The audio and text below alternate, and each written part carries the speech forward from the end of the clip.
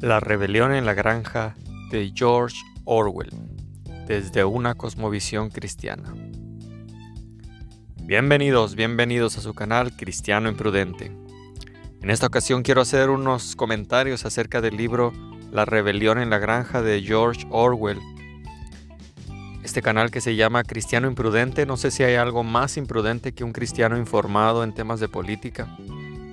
Hoy en día creo que la iglesia ha abandonado su rol en la sociedad, ha abandonado esa manera de querer influenciar a la cultura, que por otro lado se ha dejado influenciar por la cultura.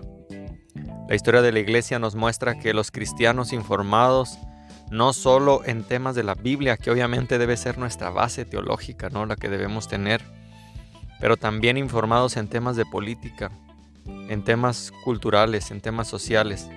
Los cristianos han cambiado al mundo, no solo de la época de Pablo, sino de la primera sección de la historia de la iglesia, de Lutero para atrás, de Lutero para adelante. Vemos a personas como Guillermo Carey después de 1914, ¿no?, haciendo cambios sociales. Vemos en la Revolución Industrial cómo cristianos formaron sindicatos para proteger a los trabajadores, cómo formaron hospitales, cómo formaron universidades, cómo formaron escuelas públicas pagadas con recursos de mismos cristianos para fomentar la lectura, para fomentar el conocimiento. A veces el ateísmo se quiere jactar de ser dueño de la ciencia, cuando los padres de la ciencia han sido cristianos en su mayoría, protestantes para ser específicos. La rebelión en la granja de George Orwell toca temas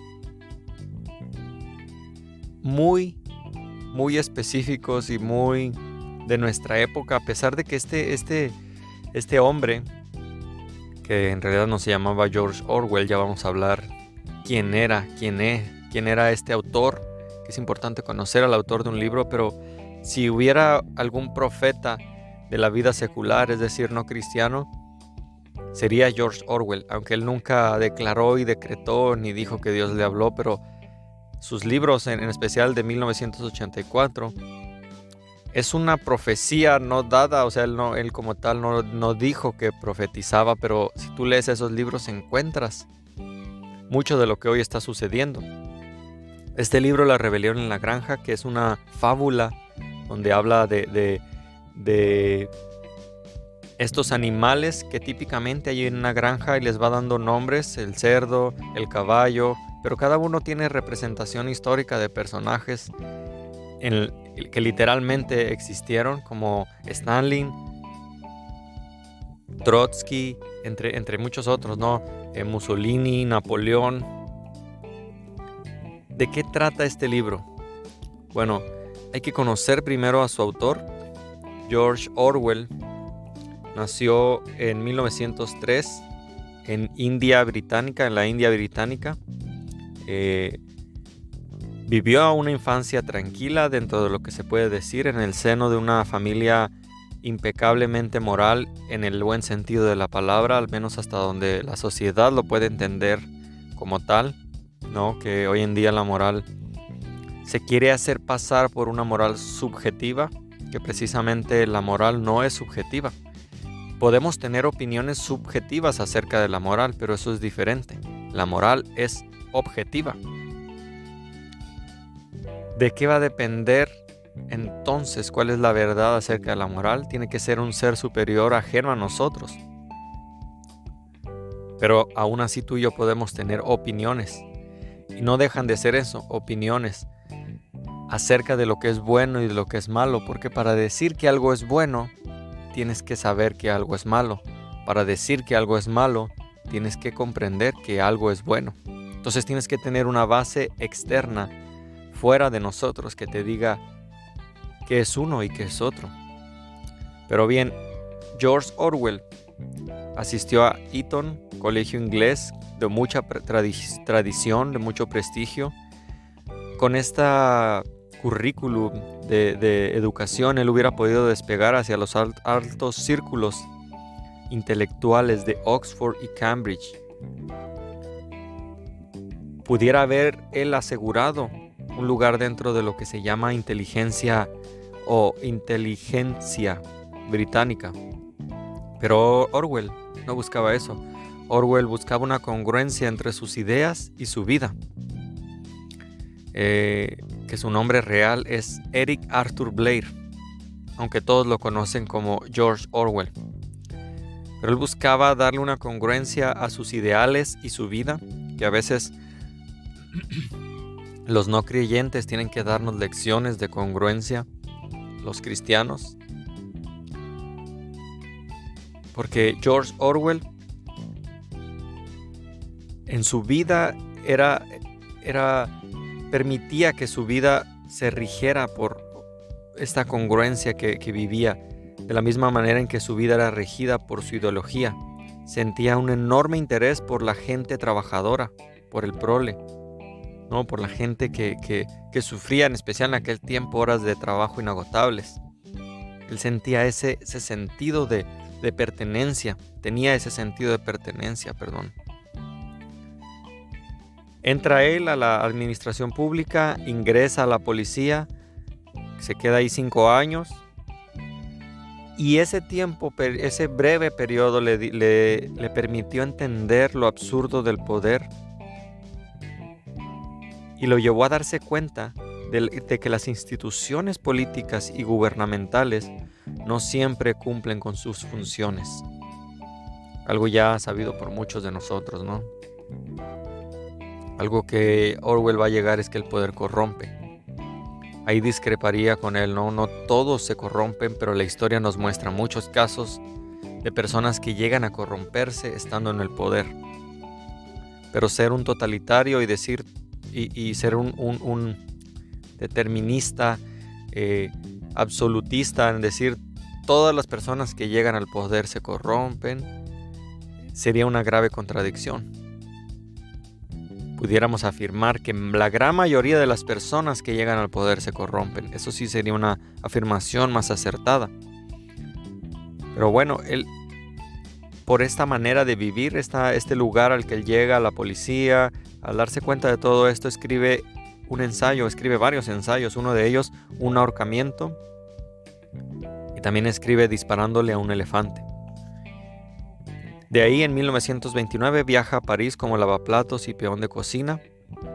Esto lo ayuda a tener experiencias memorables que le permiten ver la otra cara de la moneda, la del grupo reprimido, el grupo oprimido, que lo lleva a escribir 2 obras más: el ensayo de Cómo mueren los pobres y el relato de Down and Out en París. Su estancia en un hospital de caridad a causa de una neumonía lo lleva también a ver esa parte, esos necesitados que nadie ayuda.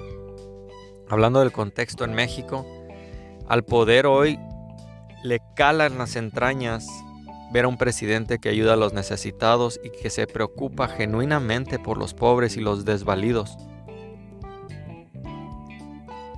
Es importante entender nuestra historia para ver nuestro presente y para ver nuestro futuro también. Un pueblo ignorante es un pueblo que puede ser sometido y engañado, que precisamente Orwell habla mucho de esto y habla de cómo los medios, fíjate, ni siquiera existía el internet en su tiempo, pero él habla de cómo los medios y los periodistas hablan y afirman cosas para desinformar, basados únicamente en quién esté en el poder. Y si estas personas que están en el poder son, por así decirlo, amigables con ellos, es decir, si les pasan algún moche, si les ayudan en sus campañas, es una simbiosis entre el poder, entre lo que en México conocemos como la mafia del poder, que por mucho tiempo se criticó al presidente, ¿no? de inventar conspiraciones, pero hoy en día en México estamos viendo que esta mafia hoy está pidiendo a gritos porque sus privilegios se terminaron y porque está demostrándole al pueblo de México que se puede ayudar a los pobres sin encarecer, sin endeudar al mismo pueblo mexicano. Pero bueno, George Orwell, Continúa en esta estancia del Hospital de Caridad. De regreso a Londres trabaja como maestro de escuela y en una librería vive en pequeños suburbios, en pensiones de familias obreras. Todo esto le lleva a formar un criterio más amplio, una experiencia. Todo esto con el afán de experimentar en carne propia el dominio que él critica del imperialismo. El imperialismo que ejercía un poder sobre el hombre.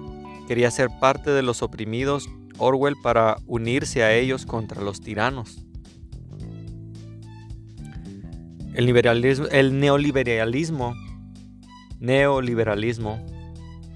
ya me estoy trabando con este frío que está haciendo aquí, que vivimos en México por muchos años, donde el poder pues creyó que jamás iba a poder bajarse de esa silla, donde hoy tenemos en la historia de México, al menos voy a hablar mucho, voy a hacer referencia a México porque es el contexto que más conozco, ¿no? Pudiera hablar de Europa, de lo que leo en libros, pero la empiria, la experiencia y corta experiencia que tengo por el paso de este mundo me lleva a hacer estos comentarios acerca de México, porque pues soy mexicano. Entonces, al menos en México, como decía, la mayoría de los que llegaban al poder jamás habían vivido entre el pueblo, jamás habían sido pueblo, no habían trabajado en fábricas, no habían convivido con ellos, no habían comido con ellos. Últimamente, candidatos como Ricardo Anaya que se dan baños de pueblo precisamente por eso, porque ven que en el líder actual que tenemos le funcionó. Pero la historia no la podemos cambiar. Y solo son engañados los que quieren ser engañados, ¿no? Orwell también había visto esto. Orwell había visto que tenía que entender al pueblo. Y para entender al pueblo tenía que estar entre el pueblo, para conocer sus dolores. Lo que hoy en día conocemos como whitexicans, que hacen pasar una falsa humildad, un falso amor al pueblo, un falso amor a los pobres, simplemente para sentirse mejores que ellos. Esta identificación con la clase proletariada, con la clase del proletariado, queda plasmada en toda la obra de Orwell. Vas a encontrar vivencias propias del autor.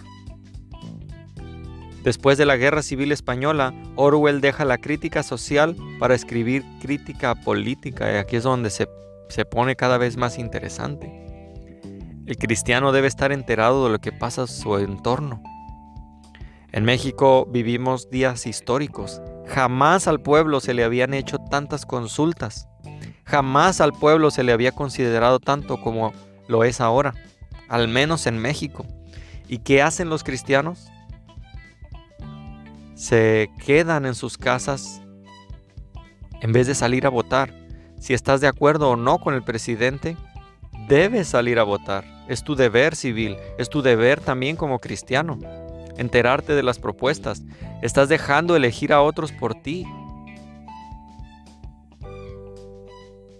Dado el alto nivel de compromiso de Orwell con la causa social, él se siente obligado a participar activamente en el conflicto armado.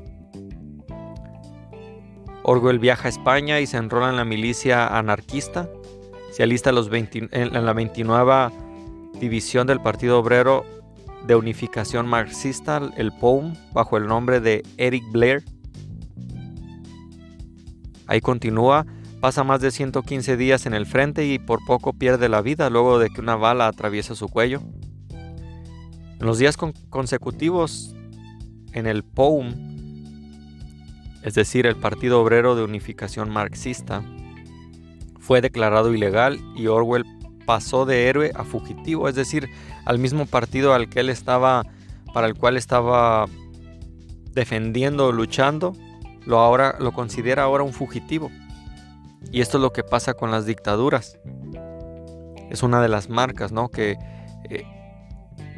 esta fábula de la granja, que ya vamos a ir hablando poco a poco de estos personajes y de cómo inicia toda esta narrativa. Pero básicamente te voy a arruinar la película porque Orwell llega a una declaración total de que los oprimidos necesitan un líder, y ese líder se disfraza como oprimido, pero en realidad es parte de los mismos opresores.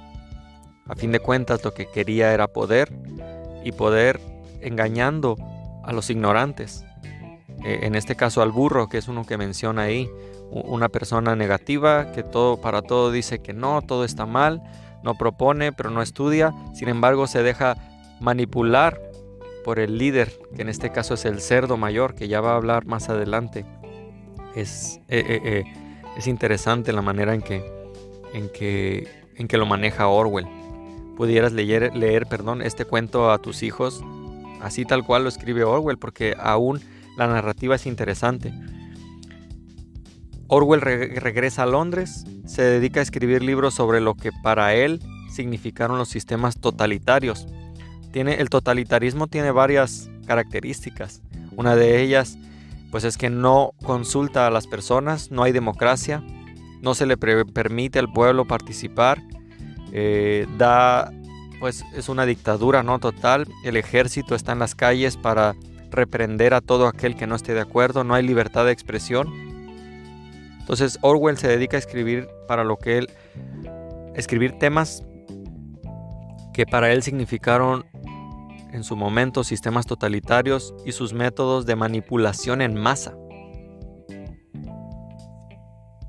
¿No estás seguro que nos quieren manipular en masa? Bueno, checa Netflix, checa su ideología, checa las revistas, todo lo que apunta a la manipulación y el cambio del lenguaje, la distorsión del lenguaje, que Orwell también va a hablar, que hay que cambiar el lenguaje para engañar a las masas.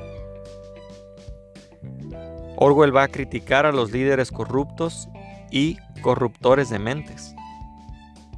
La corrupción, que es uno de los más grandes males en nuestro país, y lo está demostrando el presidente al quitarle privilegios a los corruptos, al quitarle salarios súper excedidos que tenían, a desviaciones de recursos, y está comprando refinerías, y está haciendo ferrocarriles, y está ayudando a los pobres con ese dinero que se burlaban de él y que decían, ¿de dónde vas a sacar para hacer todo eso que prometes a la gente? Y él respondía, acabando con la corrupción. Yo recuerdo yo no lo llamaría periodista, pero a este actor llamado Carlos Loret de Mola, que se burlaba de él cuando respondía que acabando con la corrupción. Bueno, está demostrando que la corrupción es un gran paso para ayudar al pueblo mexicano, acabar con la corrupción. De esta manera de pensar de Orwell surgieron obras que le aseguraron la inmortalidad, con las cuales hoy lo recordamos, además de retratar los abusos del régimen soviético e intentar prevenir a sus lectores contra los horrores del totalitarismo, horrores al cual los estaban llevando al totalitarismo. En México llevábamos casi 90 años viviendo una dictadura y un totalitarismo consecutivo. Por eso digo, vivimos tiempos históricos en México. Pero Orwell le obsequia la posibilidad al lector de comprender otros fenómenos políticos contemporáneos. Esta obra, una de ellas es Homenaje a Cataluña, 1984, y La rebelión en la granja. Orwell pasó los últimos años de su vida en una isla escocesa escribiendo contra los intelectuales alineados que limitaban la libertad de prensa y de pensamiento. Haciendo una correlación, Orwell no es cristiano, Orwell no recibió revelación del Espíritu Santo, sin embargo se va al exilio también, a esta isla, como en su momento fue enviado Juan. ¿Qué tiene que ver con esto, no? Generalmente el hombre exiliado es el que tiene que escribir desde fuera lo que pasa adentro. Orwell va a esta isla escocesa, escribe, pasa sus últimos años hablando en contra de estos intelectuales o intelectualoides alineados que limitaban, como decía, la libertad de prensa y de pensamiento, justo como lo hacen hoy en día. Jamás pensaron en México que las benditas redes sociales, como se les ha llamado, nos harían despertar, nos ayudarían a ver que en los noticieros que uno consideraba como precisos, como honestos, en la misma hora que ellos decían una cosa, otras personas estaban subiendo videos en vivo desmintiendo lo que ellos decían, las llamadas fake news. Pues Orwell hace esta crítica en los últimos años de su vida en esta isla escocesa. Muere en Londres a causa de una debilidad crónica pulmonar el 23 de enero de 1950 a los 47 años de edad. Dios te bendiga, cristiano imprudente. Y también para quien no es creyente y está escuchando eso, déjenme sus comentarios. Me interesaría saber qué les ha parecido esta primera introducción, este primer análisis. Y vamos a continuar hablando sobre estos temas de la granja de Orwell, que tiene bastante tela de donde cortar, bastantes correlaciones que hay que hacer en cuanto al cristianismo, en cuanto a la libertad de expresión, en cuanto a la libre opinión, en cuanto al razonamiento. Espero que sea de edificación y que Dios los bendiga.